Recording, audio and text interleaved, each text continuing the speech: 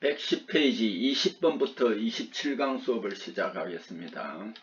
20번 자기 비파괴 검사에서 적용되는 자력선의 성질 설명 중 적합한 것은 이렇게 묻고 있습니다. 자력선 방향은 자개 방향과 수직이 아니고 평행입니다. 자력선 간격이 촘촘할수록 자개 세기가 강합니다. 자력선은 도중에 나누어지거나 두 개의 자력선이 서로 만날 수 있다 아닙니다. 나누어지지 않습니다. 서로 만날 수도 없습니다. 자력선에서의 밀도는 그 점에서의 자개의 세기를 나타냅니다. 맞습니다.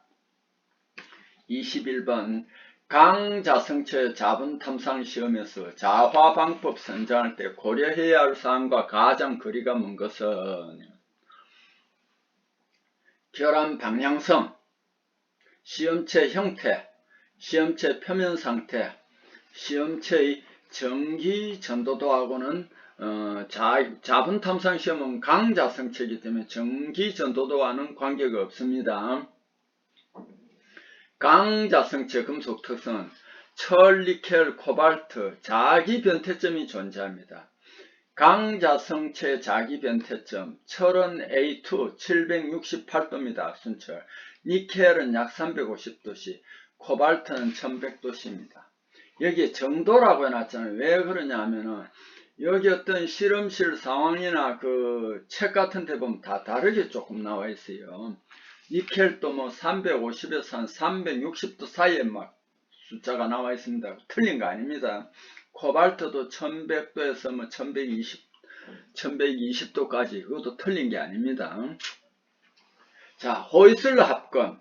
강자성 성분 함유하지 않은 망간, 아연, 구리, 알루미늄 등 이 합금원소로 이루어진 강자성체 합금입니다. 20번 직류 이용한 탈자는 30단계 정도의 반전 및 감소를 하면서 탈자를 합니다. 이것의 특징이 아닌 것은 큰 부품에 좋은 효과가 있다. 그 다음에 그러니까 이제 직류 이용한 탈자는 30단계 정도로 이렇게 이제 반전 및 감소를 하면서 탈자를 하는데 굉장히 단계가 많죠. 이것의 특징이 아닌 것은 해놨습니다. 이것은요, 큰 부품일 때 이렇게 30단계 정도로 하니까 효과가 좋습니다.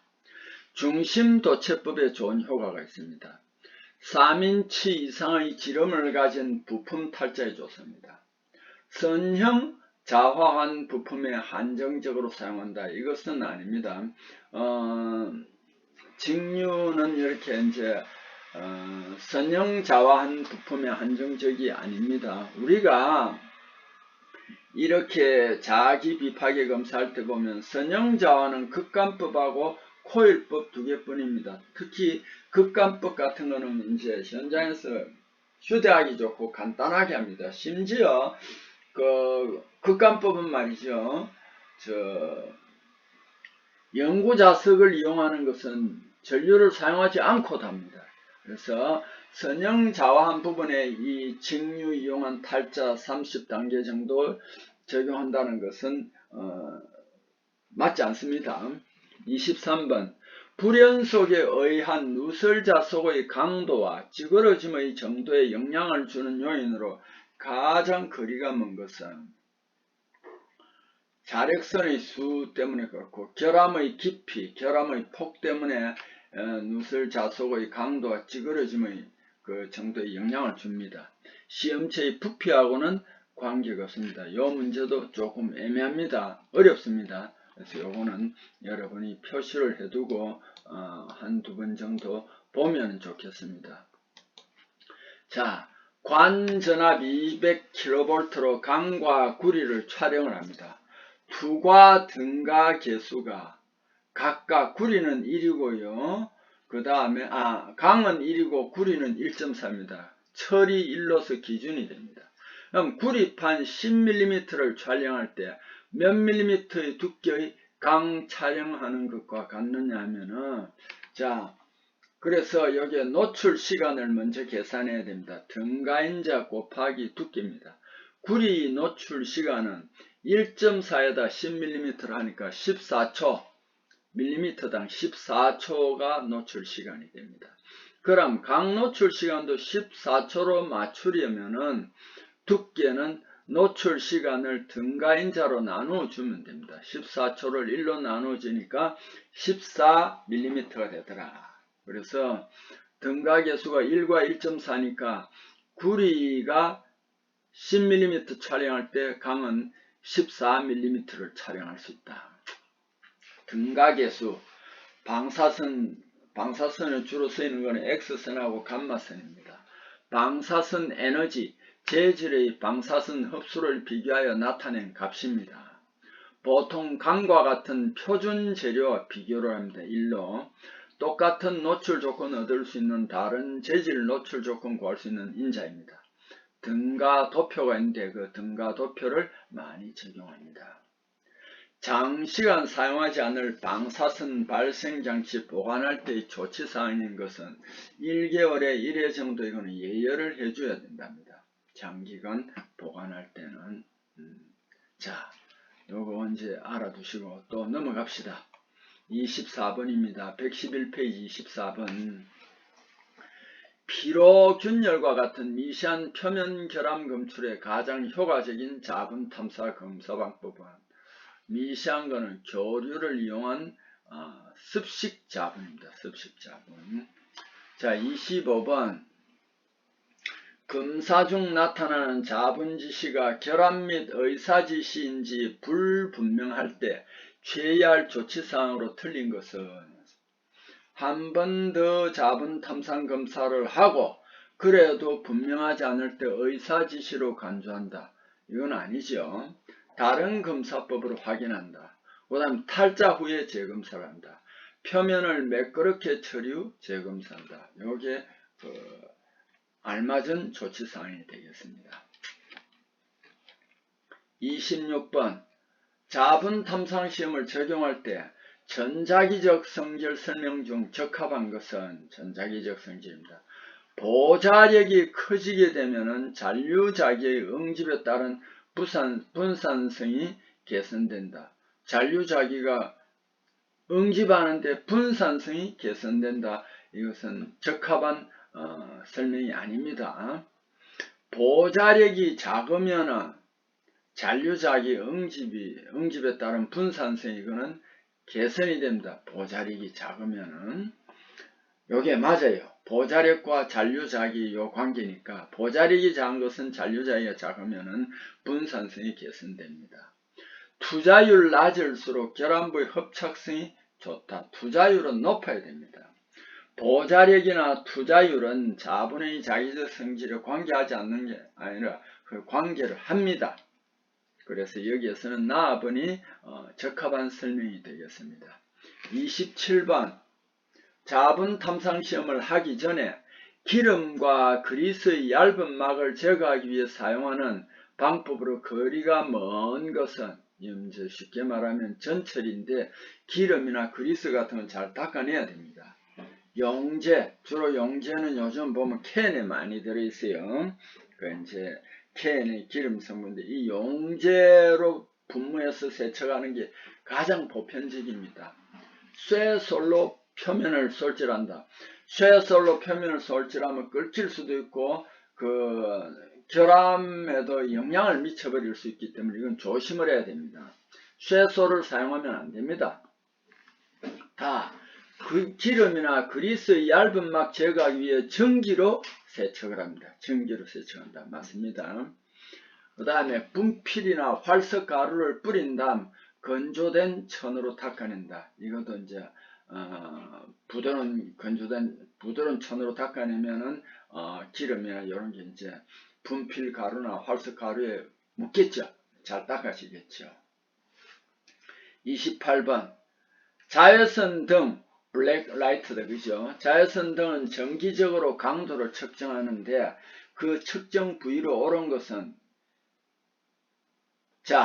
시험체 표면부에서 그러니까 뭐냐면은 시험체에다가 이제 자외선 조사 등을 비추어야 되는데, 그럼 그 높이가 38cm입니다.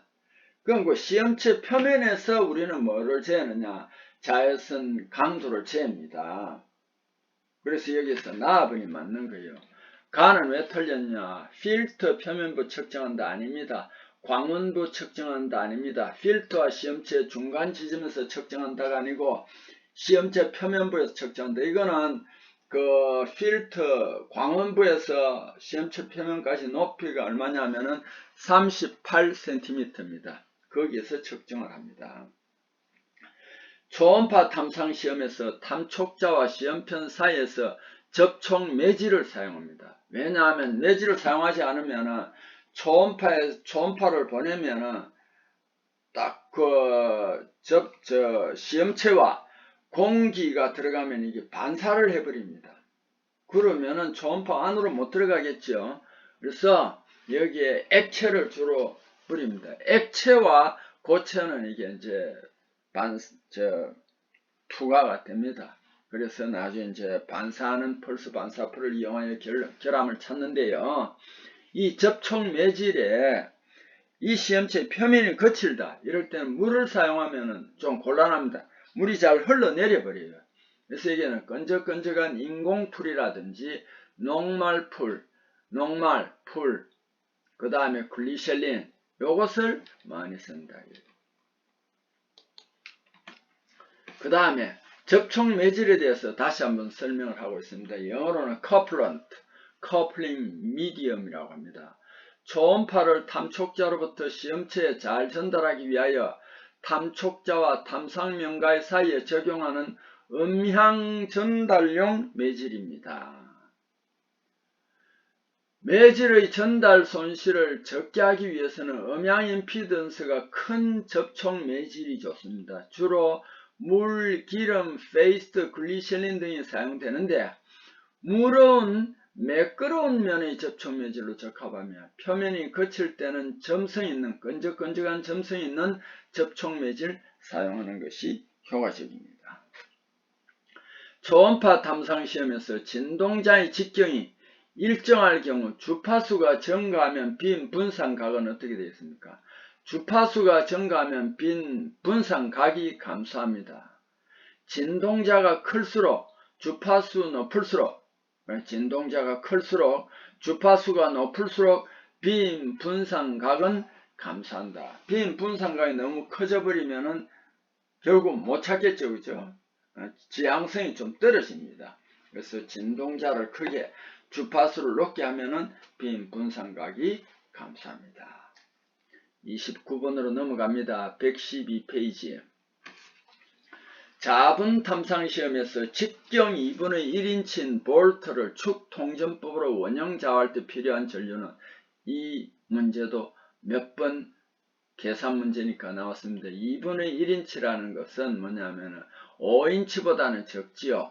5인치보다 적을 때 전류는 이 직경에다 700 내지 900을 곱합니다. 그럼 2분의 1인치를 700으로 곱하면 얼마가 됩니다. 350. 그 다음에 450을 2분의 1로 하면은 얼마가 됩니까? 450을 2분의 1로 하면은 225가 되겠죠. 그래서 여기서는 제가 보건 데는 필요한, 그래도 이거는 좀 아닙니다. 그죠? 왜 그러면 직경 2분의 1인치를 곱해줘야 돼요. 곱해줘야 되잖아요. 그죠? 근데, 700을 2분의 1로 하면 350. 맞습니다. 죄송합니다. 700을 2분의 1로 하면 350. 900을 2분의 1로 하면 450이니까 350하고 450 사이니까 400A가 여기에서 나왔습니다. 자, 제가 착각했습니다. 죄송합니다. 30번. 직접 접촉법에 의한 자화기기 중 스프링 힘에 의해 시험체에 집을 수 있는 보조기구로서 소구경관의 시험에 적합한 것은 집을 수 있는 걸 우리 클램프라고 합니다. 빨래 넣을 때도 우리 딱 집는 거 있죠. 그런 거와 같은 겁니다. 이런 것을 우리는 클램프라고 합니다. 소구경관에는 이 클램프로 가지고 집어야 됩니다. 보조기기인데 이걸 클램프 접촉기라고 합니다. 31번 자분 탐상시험에서 자분 현타경액의 자분 농도를 점검하는 옳은 방법은 주로 습식법에서는 뭐를 하냐면은 자석가루를 넣고 주로 등유 같은 걸 많이 넣습니다. 뭐 물로도 넣을 수 있겠고 그 다음에 계면 활성제 같은 거 넣을 수 있는데 어쨌든 그래서 자분 탐상 시험을 할 때는 이 습식법일 땐 잘 흔들어야만 자분하고 그 액체가 골고루 섞여 나가지 안 흔들고 뿌려버리면은 자분은 안 나오고 위에 떠있는 기름이 많이 나와버리면은 이거는 완전히 나중에는 이제 그 습식법의 역할을 하지 못합니다. 그래서 이걸 현탁이라고 합니다. 섞여 있는 것을 자분 현탁용액의 자분 농도를 점검하는 옳은 방법은 측정하려는 자분을 침전시켜서 측정합니다. 그래서 점검하는데 이걸 침전관이라고 여러분 규격집 할 때 한번 봤습니다. 침전관, 침전시험에 이용한다. 32번 잔류법을 사용한 경우 자화 조작 후에 자분 관찰 마칠 때까지 주의해야 할 행동으로 옳은 것은 자화 조작한 후 일정한 시간 이내에 관찰해야 한다. 왜냐하면 잔류법을 하기 때문에 계속 전기를 공급하는 게 아닙니다. 그래서 자화 조작한 후 일정한 시간 이내에 빨리 관찰을 해야 됩니다. 33번 시험체 축에 대하여 직각 방향으로 직접 전류 흐르게 하는 자화법을 직각통전법 ER이라고 합니다. 이 기호는 수시로 보면서 한 번만에 알 수는 없습니다. 자속관통법은 I고 극관법은 M이고 직각통전법은 ER이고 전류관통법은 B입니다. 축통전법은 EA입니다. 프로드법은 P입니다. 이런 것은 코일법은 C이고 이런 것은 수시로 여러분이 알아주어야 됩니다. 계속 한 번에 안 헤어지죠. 왜냐하면 시험을 치거나 남에게 강의를 할 때 이걸 알아야만 내가 알고 있어야만 쉽게 접근할 수 있습니다. 그래서 이걸 한 번에는 안 헤어지지만 계속 이제 반복해서 공부를 하면은 이게 이제 내가 이제 외워집니다. 와전류 탐상시험 ET, ECT라고 하잖아요. 그죠? 전자유도시험인데 와전류 탐상시험법에서 검사 코일 임피던스 코일 임피던스 이것도 일종의 막 어렵게 생각하지 마세요. 그 뭐냐면은 전기 전선에서 송전선에서 전기가 흐르는 것을 방해하는 저항과 같다. 이렇게만 알아두는 것이 제일 그 무난할 것입니다. 제가 어디에서 봤는데 그 어떤 사람이 simple is the best 이런 이야기를 하는 걸 들었습니다. simple is the best. 단순한 것이 가장 최선이다. 그래서 우리 어떤 이제 시험 칠 때 이런 경우가 있어요. 너무 이제 과유불급이란 말이 있잖아요. 그죠? 그래서 내가 어떤 시험을 치는데 모르는 게 분명히 나옵니다. 그런데 가령 예를 들어서 기능사 CBT 시험을 친다면은 60문제잖아요. 정확하게는 36문제만 맞으면 됩니다. 그러니까 뭐 앞부분에 어려운 게 나왔다고 해서 막 당황하고 그러면 안 됩니다. 그건 뭐 내버려 두고 나머지 이렇게 쭉 풉니다. 풀어보고 내가 이미 지금 내가 아는 게 40개다. 그럼 그거는 이미 합격권이에요. 그런데 지금 한 5문제를 한 10문제를 모르겠다. 그래도 그건 너무 이제 그럴 때 이거 할까 저거 할까 자꾸 견주면은 확실하게 내가 거기에 대한 지식을 갖고 있는 게 아니면은 이렇게 이거 할까 저거 할까 이렇게 하다 보면은 더 틀리는 경우가 있어요. 그럴 때 그건 담담하게 쉽게 말하면 이런 이야기를 하면 안 되지만 내가 한번 딱 읽어보고 이게 맞겠다 싶으면 그걸 그대로 쓰면 됩니다. 틀려도 괜찮다 이런 생각을 가지면 되는데 어떤 데 너무 욕심을 많이 부린다. 이거 할까 저거 할까 이렇게 견주면은 안 됩니다. 그래서 우리 바둑을 여러분들 둘 줄 아는 사람도 있을 겁니다. 굉장히 이제 망설입니다. 이래 할까 저래 할까 막 망설입니다. 그러다가 그 이제 속담이 나와 있죠. 장고 끝에 악수가 나온다 이렇게 합니다. 그래서 너무 생각을 많이 해도 안 됩니다. 이게 아주 중요한 사항이 아니면 이제 아까도 내가 이야기했지만 CBT 시험을 치는데 심지어 내가 40문제는 안정적으로 맞은 것 같다. 아니 그러면은 그게 제일 적절한 순위예요. 그런데 거기에다가 뭐 나머지 문제를 이렇게 할까 저렇게 할까 자꾸 고민을 하면 안 된다라는 거죠. 그래서 내가 어제도 어느 텔레비전을 봤는데 Simple is the best 하는 이야기를 듣고 그게 맞구나. 그 우리 같은 사람들도 너무 욕심을 부리지 말자. 과유불급이다. 그래서 어떤 데는 우리가 좀 단순하게 살자. 너무 그렇게 흥분하고 그렇게 고민하고 그렇게 살지 말자 하는 그런 느낌이 들었습니다. 그래서 여기에서 이제 제가 그렇게 말씀을 드립니다. 자, 와전류 탐상 시험에서 검사 코일 임피던스 이거는 뭐 정확하게는 그 전기 저항하고는 조금 다른 그런 그 요소가 있는데 그냥 전기할 때 저항이구나 이제 그런 생각을 해주면 무난합니다. 임피던스 변화에 미치는 영향이 제일 적은 것은 시험 속도입니다. 이 문제도 몇 번 나왔습니다. 시험 주파수, 시험체 전도율, 시험체 투자율입니다. 와전류에 영향 끼치는 이제 여기 또 나왔죠. 전도율, 투자율, 주파수, 치수 변화.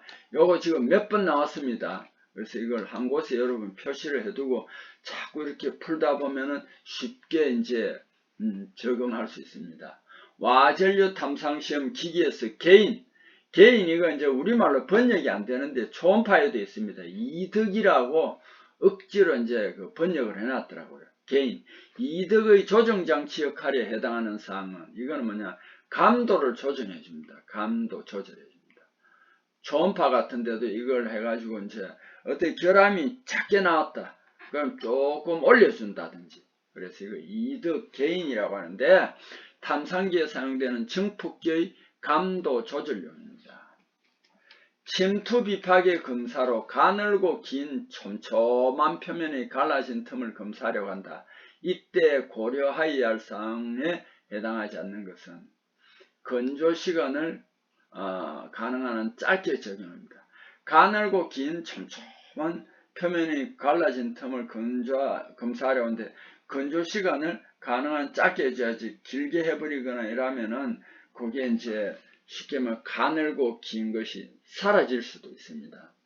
유화제를 보통 때보다 긴 시간 동안 적용한다. 그러니까 유화제는 좀 길게 해준다. 왜냐하면 거기에 이제 유화제를 쓰는 건 물로 씻어내는 거거든요. 그걸 잘 씻겨 나가도록 해주기 때문에. 전처리 철저하게 하고 배경과 대조가 잘 되도록 검사법 적용한다. 맞습니다. 침투는 현상자하고 배경이 대조가 잘 되도록 적용해야 됩니다. 그래서 이걸 백그라운드라고 합니다. 현상제 너무 많이 뿌려도 절대로 안 된다는데 이제 우리가 시험 칠 때 되면 당황을 해서 많이 뿌리게 됩니다.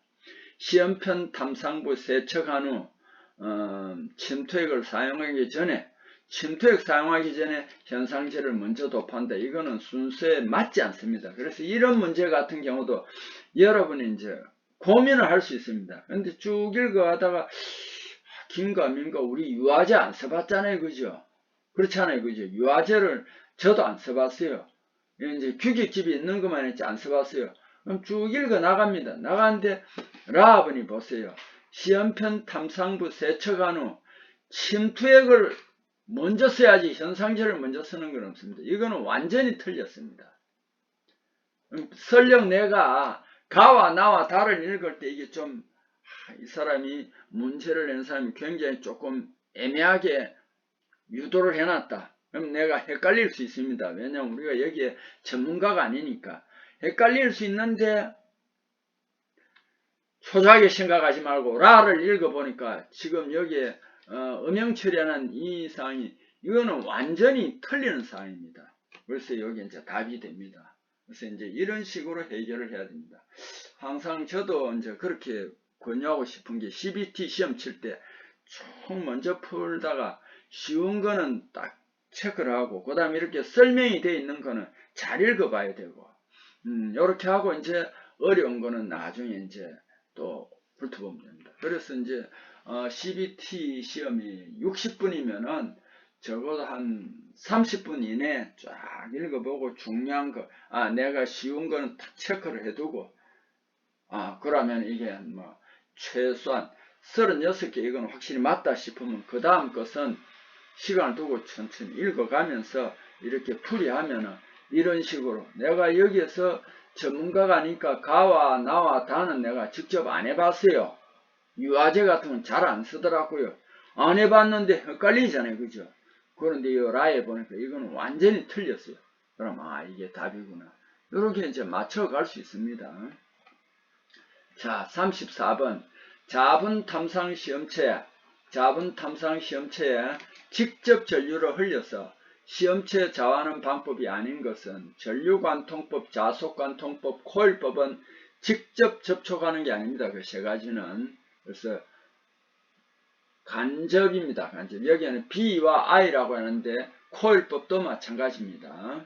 자, 자기 비파기 검사할 때 구리선에 전류 통하면 어떤 현상이 나타나느냐면 구리선 주위에 구리선과 직각으로 자장이 형성된다. 맞겠죠? 35번 아변 봉제의 시임 검출할 수 있는 가장 쉬운 자분 탐상 시험은 이거는 시임은 봉제니까 둥글게 했는 것이니까 여기에서는 원형자화입니다. 시임은 원형자화. 그 다음에 다른 비파계 검사와 비교했을 때 강자성체 자분 탐상 시험을 적용하면 다음 중 어떤 결함을 불연속이라 한다고 그랬잖아요. 그죠? 결함이 가장 잘 검출될 수 있는가? 미시한 표면 균열을 잘 검출할 수 있습니다. 36번 철강 재료의 자분 탐상 시험 방법 및 자분 모양 분류에 의해 시험체를 자화할 때 자개의 방향 및 강도를 확인하고자 사용되는 표준 시험편이 아닌 것은 B형은 제가 어떻게 외웠다고 그랬습니까? 장치 자분 검사액의 성능 검사라고 했잖아요. 장치 자분 검사액의 성능 검사인데 여기에서는 자개의 방향 및 강도를 확인한다. 이거는 B형이 아닙니다. 자, 다시 한 번 더 B형은 제가 외운 방법입니다. 장치 자분 검사액의 성능 검사. 그럼 자기의 방향 및 강도하고는 다르잖아요. 그죠?